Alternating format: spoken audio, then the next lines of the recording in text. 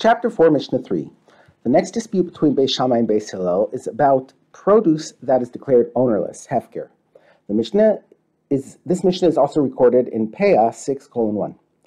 Produce that grew in Eretz Yisrael is subject to the laws of tithes, termos and maisros, leket, shchicha, and Peah.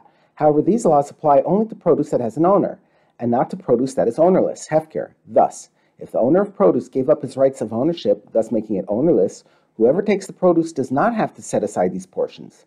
The Tanaim disagree about produce that was declared ownerless in a limited way. Beis Shammai say, if a person declares his produce ownerless in regard to the poor, it becomes ownerless.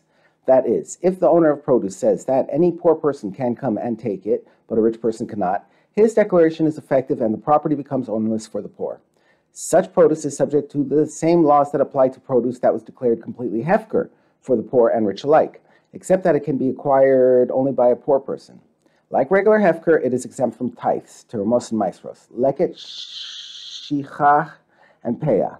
But Beis Hillel say the produce does not become ownerless at all, even for the poor, unless he declares it ownerless for the rich too, as is the case with Shemitah produce, which the Torah makes ownerless in regard to everyone, both rich and poor. If someone declares his produce ownerless only for the poor, his declaration is meaningless.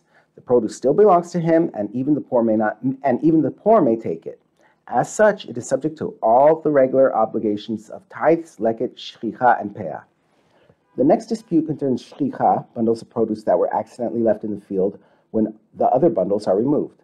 If all the bundles of the field are each the size of 1 kav, and one is the size of 4 kavs, and he forgot the 4 kav bundle, Beis Shammai say it is not shchicha, and it may be retrieved by the owner.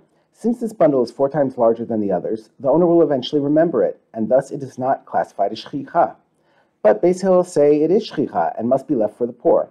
Although it is much larger than all the other bundles in the field, the owner will not necessarily remember it.